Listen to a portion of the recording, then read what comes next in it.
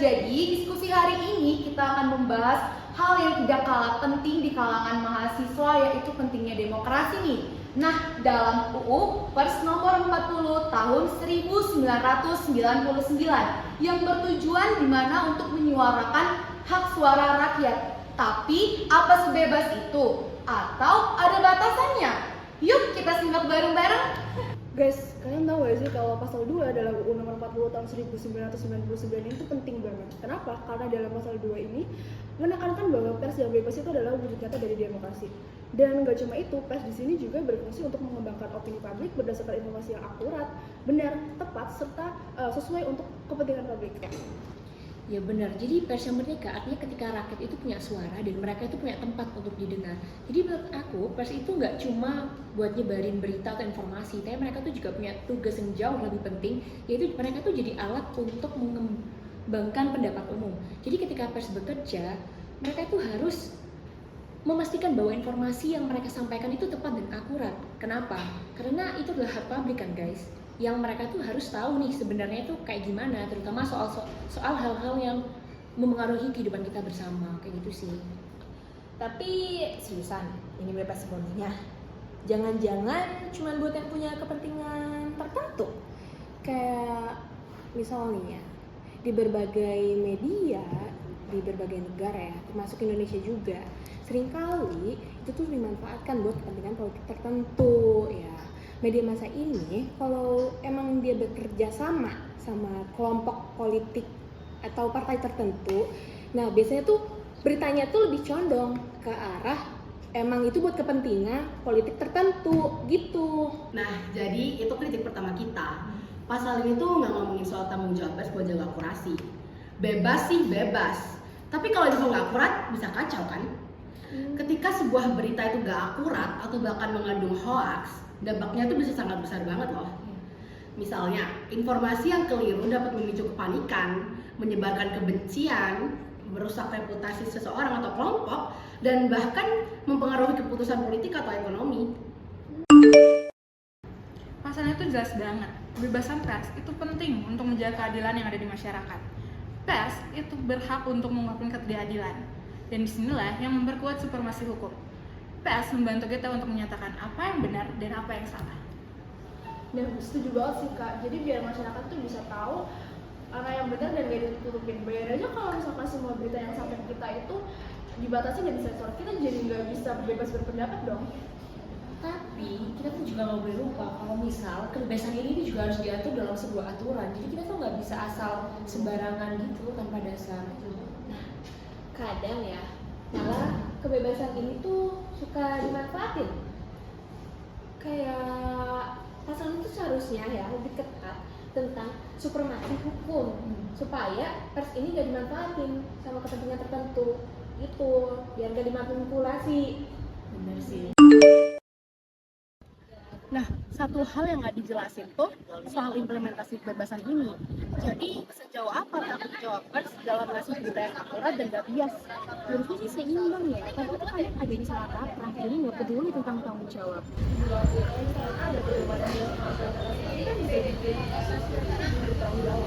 Jadi kita memang butuh pedoman yang lebih jelas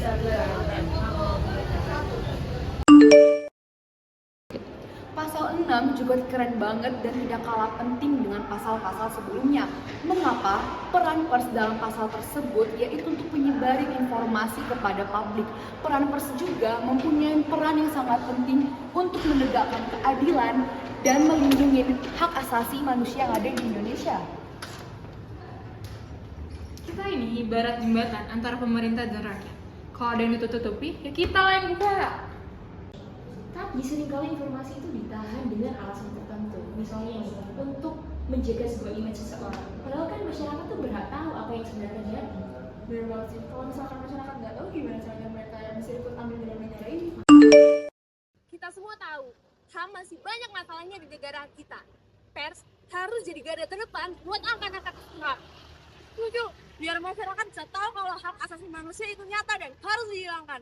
Tapi pers juga bertanggung jawab bukan hanya untuk mengungkap, tapi mendorong edukasi yang benar soal HAM.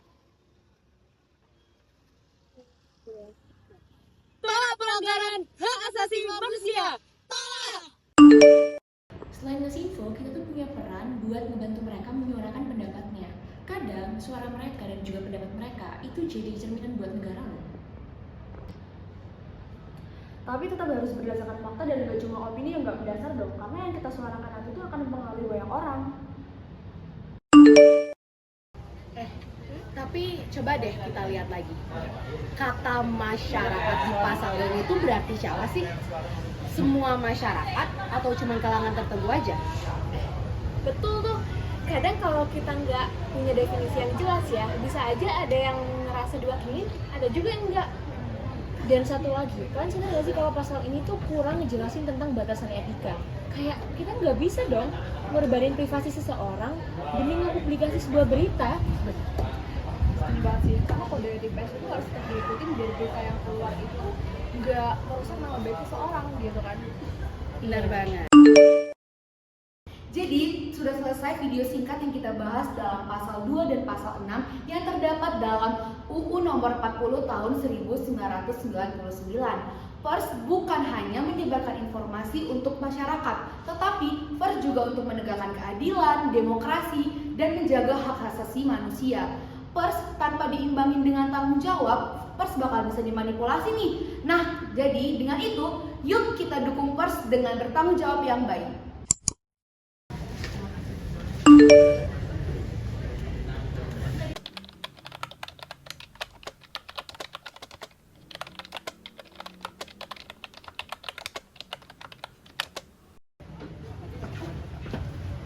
Halo Mel.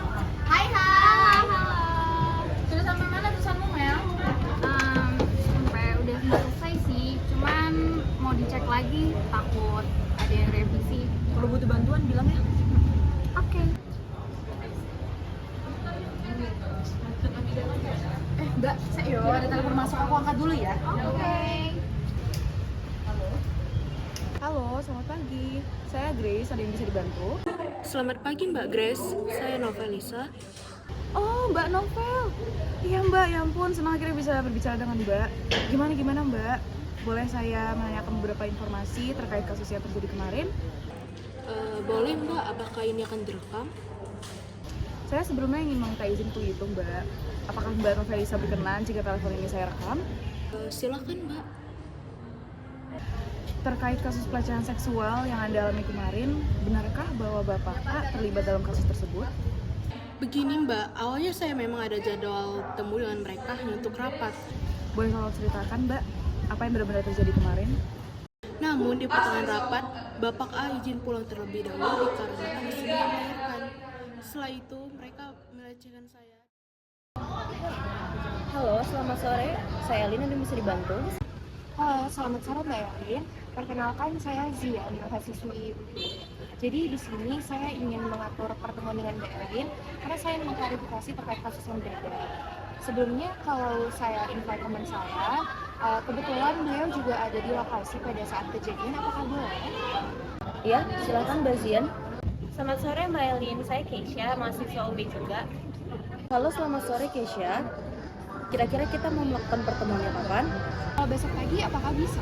Kalau besok saya ada kegiatan, bagaimana kalau besok sore?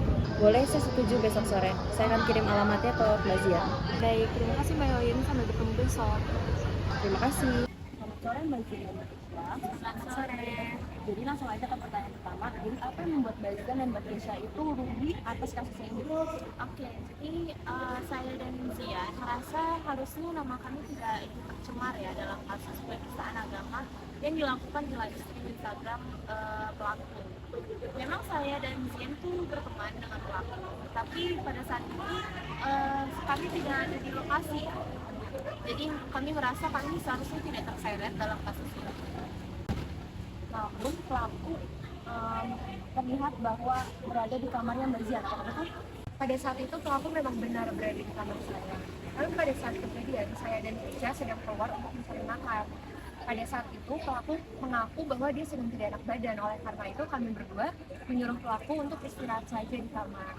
Jadi pada saat kejadian itu terjadi, kita tidak tahu apa yang terjadi di kamar. Karena memang kami tidak berada di lokasi saat hal itu terjadi. Apakah Mbak Zian dan Mbak Keisha punya bukti untuk sedang berada di luar? Ada, yaitu berupa Instagram story yang kami upload saat kami beli makan, yaitu tepat pada saat live stream pelaku tersebut. Apakah Mbak Kisha bisa mengirim ke saya sekarang agar saya meralat kasus tersebut? Boleh, saya kirim sekarang ya Mbak. Baik, terima kasih ya Mbak Kisha atas video dan klarifikasinya. Dan ini akan secepatnya mengklarifikasi kasus ini. Baik, terima kasih juga ya Mbak telah memberikan kami kesempatan untuk mengklarifikasi, untuk membersihkan nama baik kami. Terima kasih. Selamat sore, Amel. Selamat sore, Alif. Jadi tadi saya melakukan pertemuan dengan teman dari pelaku penistaan agama yang dilakukan di live Instagramnya. Mereka mengklarifikasi bahwa mereka itu tidak terlibat dalam kasus tersebut. Apa mereka punya bukti kalau mereka nggak bersama pelaku? Ya, mereka memberikan bukti bahwa mereka itu sedang di luar dan sedang tidak bersama pelaku. Kebetulan karena pelaku itu melakukan live Instagram di kamar temannya, jadi mereka ikut terseret dalam kasus ini. Jadi mereka yang tidak ikut terlibat dalam kasus tersebut gimana? Betul, jadi tolong revisi kasus ini ya sebelum 24 jam. Oke, aku revisi malamnya ya. Oke, saya tunggu. Terima kasih, Mel. Baik, selamat siang semuanya. Maaf sebelumnya saya harus buat online meeting secara mendadak karena menurut saya ini pembahasan yang sangat darurat dan harus dibahas sesegera mungkin. Em, jadi silahkan mungkin dari Mbak Novelisa ingin membahas terlebih dahulu. Saya merasa hak tolak wartawan itu penting, tapi mekanisme penegakannya masih kabur. Gimana kita memastikan wartawan benar-benar bisa menggunakan hak tolak mereka tanpa ada tekanan dari pihak luar? Iya, Vel. Tanpa adanya saksi yang jelas, pasal tersebut bisa jadi efek. Jadi, kalau saya sih tidak adanya mekanisme pengawasan yang jelas bisa membuat wartawan kayak merasa terancam, terutama jika ada tekanan dari pihak tertentu. Nah, saya pribadi sebenarnya setuju. Kami dari redaksi juga sering dapat tekanan dari pihak luar tanpa perlindungan yang nyata dan saksi yang tegas. Jadi wartawan bisa terpaksa mengungkapkan sumber mereka meskipun itu beresiko sebenarnya. Nah, hak tolak menurut saya juga perlu dilindungi untuk lebih baik lagi. Nah, memang jika penegakan hukum ini itu lemah, wartawan sama media itu pasti bisa diintimidasi. Nah, makanya itu harus ada kejelasan dalam penegakan hukum ini. Nah, selain itu saya juga melihat masalah dalam definisi identitas lainnya dari sumber berita di ayat 10. Nah, kalau kita bicara soal lokasi atau hubungan narasumber, luas sekali nggak sih? Kayak aja satu pihak menafsirkan itu sebagai informasi yang harus dibuka, sementara pihak lain itu beranggapan bahwa itu harusnya tidak dibuka gitu. Benar banget Eka, saya setuju eh, sama Eka karena menurut saya bahaya kalau tidak ada mutual understanding atau mutual understandingnya itu tidak berjalan dengan baik. Karena nanti harusnya itu ada penjelasan identitas lainnya. Misalnya, apakah itu hanya mencakup nama atau juga melibatkan informasi yang lebih rinci, data pribadi seperti lokasi, hubungan antara sumber dengan wartawan, dan lain sebagainya. Heran ya gimana mau maju media massa di Indonesia kalau hukumnya aja masih abu-abu kayak gini. Nah, belum lagi perkara kewajiban koreksi yang ada di ayat 13. Sebenarnya dalam situasi apa sih koreksi harus dilakukan? Dan jika media gagal, apa konsekuensinya? Ini harus jelas. Makanya dari itu harus ada pedoman yang jelas kan, berarti sama beserta konsekuensinya bagi media yang tidak melakukan koneksi tersebut. Hal ini serius gak sih? Soalnya itu bisa mengancam pekerjaan kita dan juga pemahaman dari masyarakat sendiri. Kalau misalnya ada informasi yang terlanjur tersebar. Ya kan, I couldn't agree even more. Nah, kalau gitu kita semua sepakat kan kalau undang-undang ini perlu lebih jelas dalam mendefinisikan hak wartawan, terutama dalam hak tolak, definisi identitas, dan kewajiban koreksi. Supaya benar-benar bisa diterapkan dan melindungi kebebasan pers juga. Yes, sepakat. Semoga sehabis ini ada revisi yang memperjelas semua aspek tersebut, sehingga wartawan juga bisa bekerja dengan lebih aman dan profesional. Gimana dengan yang lain? Setuju. Setuju. Dina, saya baca undang-undang yang mengatur norma agama dan kesusilaan. Tapi kok rasanya samar banget ya? Setiap orang bisa punya interpretasi yang berbeda soal apa yang dianggap melanggar norma agama, ataupun kesusilaan? Oke, Novelisa, itu emang masalah besar. Misalnya dalam agama yang sama, tapi satu orang bisa menganggap sesuatu itu bisa melanggar norma agama, sementara yang lain enggak gitu. Jadi ini sangat subjektif dan kadang bisa menimbulkan konflik gitu. Tergantung budaya. Di satu tempat hal yang dianggap tak sopan bisa diterima di tempat lain. Makanya jika undang-undang ini terlalu fleksibel bisa jadi masalah yang besar banget sih. Itulah yang saya khawatirkan, Sinta. Jika interpretasinya terlalu luas, kebebasan pers bisa terpangkas. Media jadi takut memberitakan hal-hal yang kontroversial, padahal itu penting untuk masyarakat. Benar, media bisa jadi menghindari isu-isu yang sensitif karena takut melanggar pasal ini. Bahkan bisa menjadi self-censorship dari pers, yang akhirnya bisa akan membatasi ruang gerak mereka dalam menyampaikan informasi yang benar-benar mereka butuhkan. Dan lebih parahnya lagi, kelompok-kelompok tertentu tuh bisa menggunakan pasal ini untuk menekankan media untuk tidak sejalan dengan pandangan mereka. Media bisa terpaksa tunduk hanya untuk menghindari tekanan itu. Lalu, bagaimana dengan penegakan hukum yang adil, Dina? Menurutmu bagaimana bisa memastikan itu semua berjalan dengan baik? Itu dia Novelisa. Hukum ini punya standar yang nggak jelas, sulit membedakan antara kritik konstruktif dan penghinaan. Jadi kayak kritik yang menurut satu pihak adalah konstruktif, bisa dianggap pihak yang lain itu sebagai penghinaan. Jadi penegakannya sekarang tuh sangat rumit. Benar, dan kita juga nggak bisa lupain proses hukum yang panjang dan rumit. Kalau orang mau melaporkan pelanggaran, butuh waktu dan biaya yang sangat besar. Banyak orang yang jadi enggan melaporkan karena prosesnya bisa menguras tenaga dan dana juga. Jadi, selama penegakan hukum tidak jelas dan prosesnya rumit, media dan masyarakat bisa terhambat untuk mengakses informasi yang seharusnya terbuka untuk umum ya. Tepat sekali.